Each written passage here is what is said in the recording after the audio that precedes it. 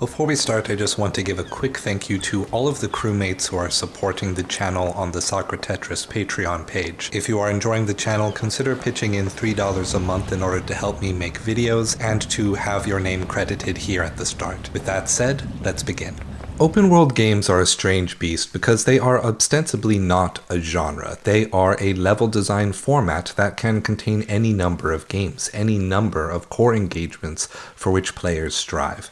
It is a topic that I have written on extensively in the past, both in my book Controller Revolution, Why Video Games Are the Future of Philosophy, and also in various videos on this channel. Longtime fans will thus know where I am going with this discussion, but will be surprised to find that I've come to some new conclusions about the quote-unquote genre. We will begin with a short discussion on why an open world became a genre of game in the first place.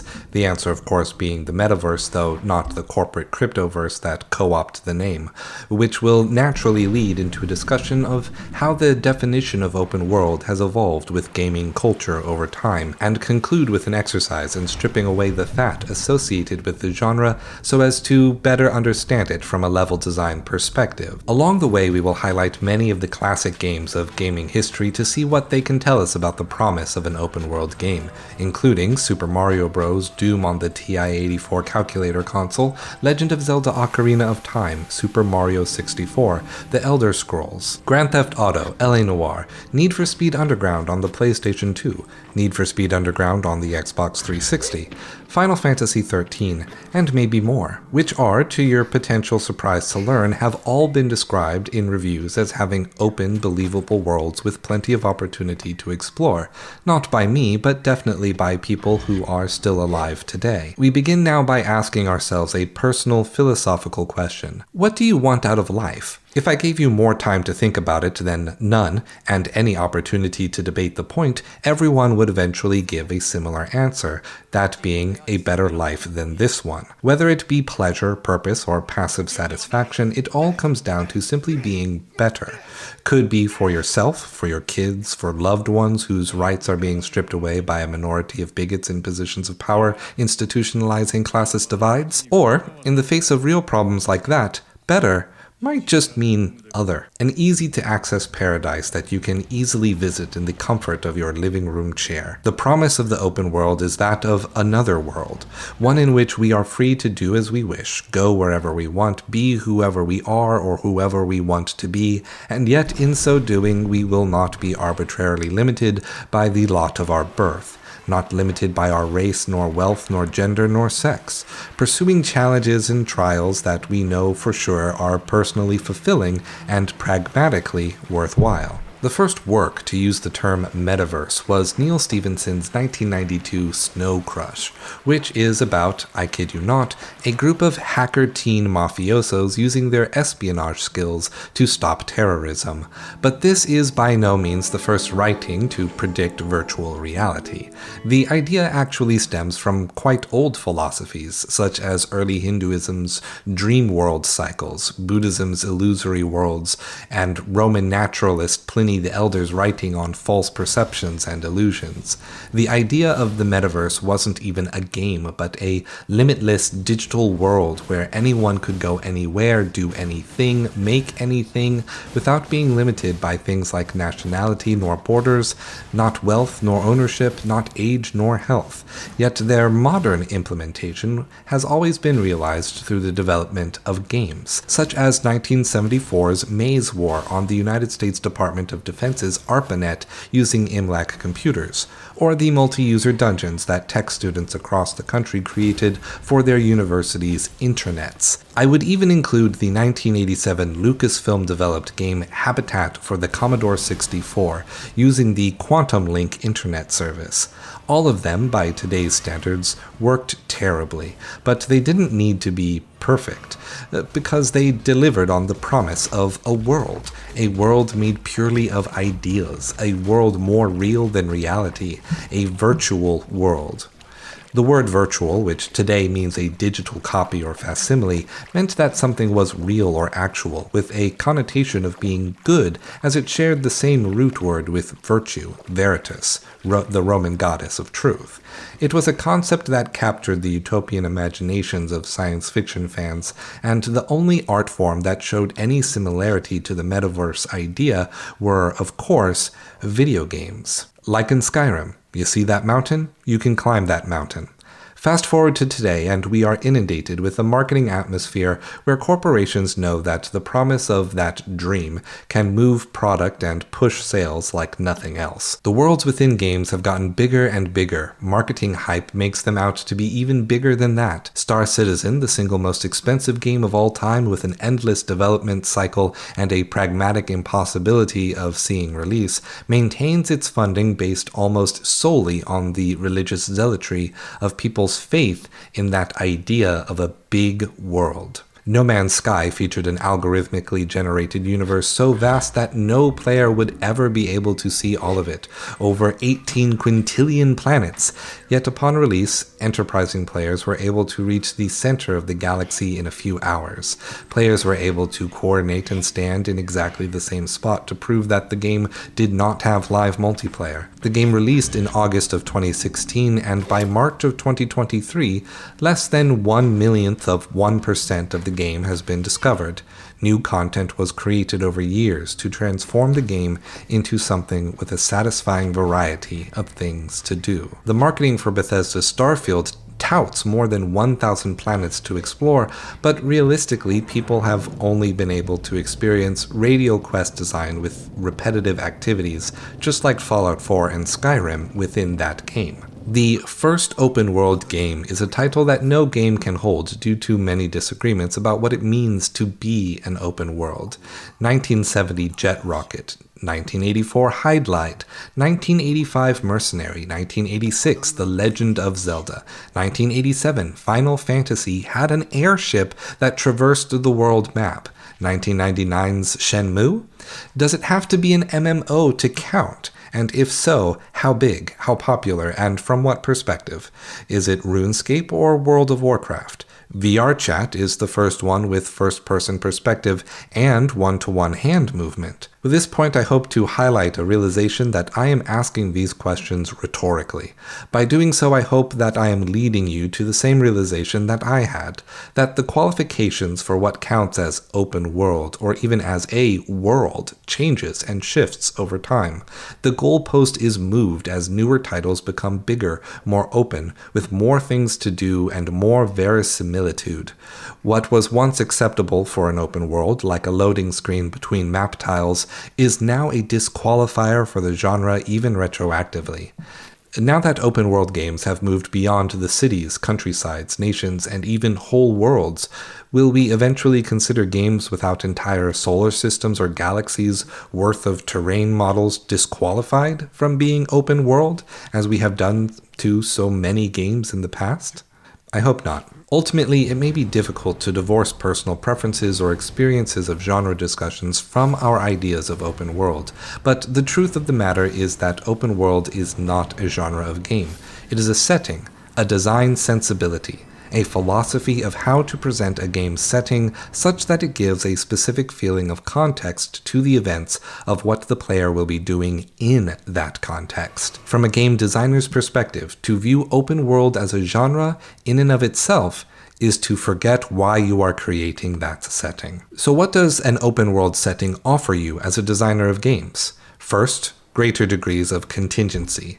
By having an open world setting, you increase the number of options a player may choose between at any given moment. In, say, a Metroidvania game, your movement gives a player 4 points of contingency, up or down, left or right. Choices of weapon may give even more. Do you charge a gun, fire bullets quickly, fire a missile, wait to parry an incoming attack? Each of these are another point of contingency. In a 3D action-adventure game where you can move in any direction at any time, you have 360 degrees of contingency. In my video, Freedom is Contingent, I explain how feelings of freedom are determined by how many options a player has and whether those options exist in a context that the player finds meaningful. whether in combat or exploration or narrative. I would like to expand on that idea now by saying even when a player is certain of what they are going to do, or if the designer has crafted the space such that they can predict with 100% accuracy what the player will choose, it is that knowledge that the player has the ability to do otherwise, or is doing otherwise against the intended path of the designer, that creates that feeling of freedom. In this way, creating an open world setting creates the opportunity to build the core engagement of freedom. It is what you then put into that space and what ways you make it meaningful that will help that feeling to persist and encourage the player to return for another session. Second, it creates opportunity space.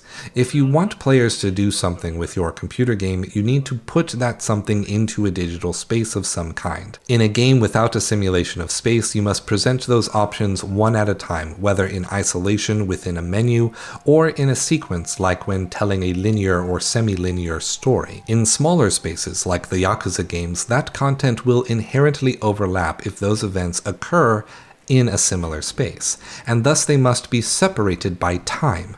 Separating options by time means that they will be less apparent to the player at any given moment, and thus create a limit on the known contingencies, therefore a limit on the feelings of freedom. By having a larger and larger space, you may present more to the player at one given time. But there is a lot to be said about limiting such information or scales to positive effect, such as Obsidian's The Outer Worlds, allowing players to feel that they can adequately complete an area and move on to a new story, or with Elden Ring, where the gradually revealing map and underground areas gave players the sense that opportunities to explore were growing exponentially.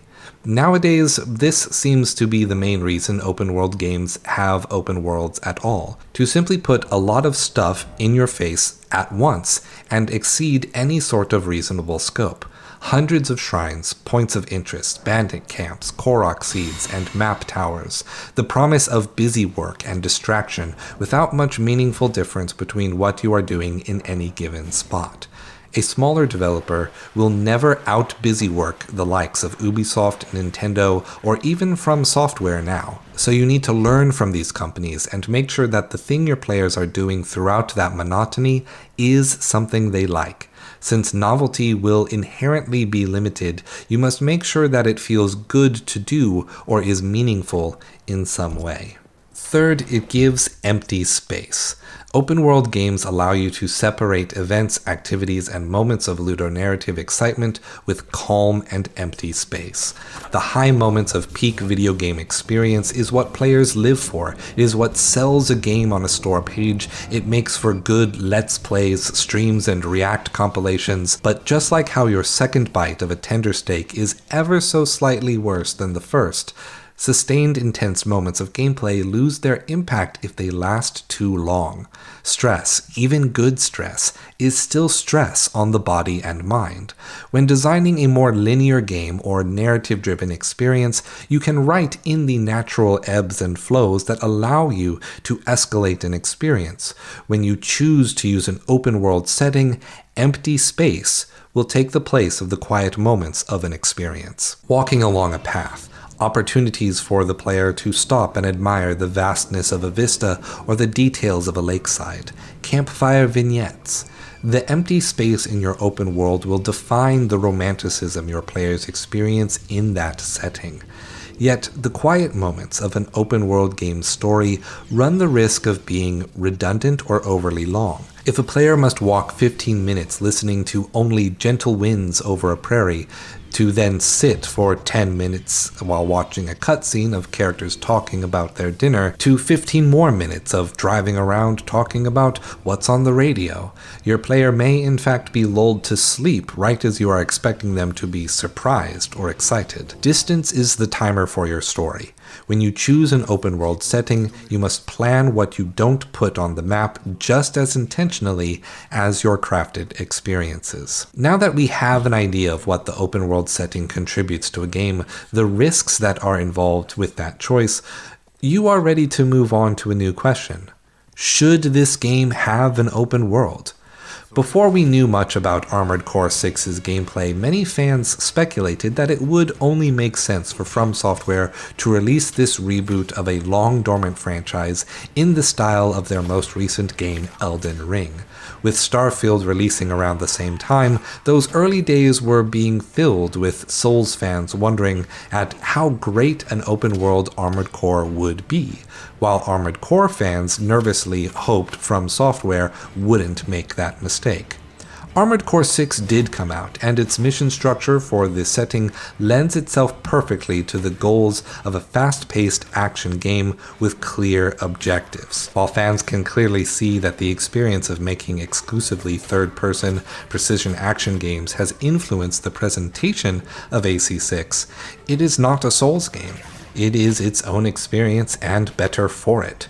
Meanwhile, Starfield has come out and, in my opinion, is the first Bethesda open-world game to drop the ball on that feeling of wandering that makes the other games so special. Having thousands of procedurally generated levels that are each large enough to call open world has resulted in very little reason to do anything other than find and follow a mission objective. Only now, if you wander off in a direction, you are met with vastness that lacks any point of interest. And if you follow the mission objective, it just takes a significantly longer amount of time to run there. If the game's narrative is only linear, should it be an open world? If you want players to move immediately between moments of action, should it be an open world? If there is no reason to stop and smell the roses, should it be an open world? Is your game compatible with busy work? And should busy work be the goal of an open world? I know I have my answers, but what are yours? Go ahead and tell me in the comments below. Thank you for watching, and stay true.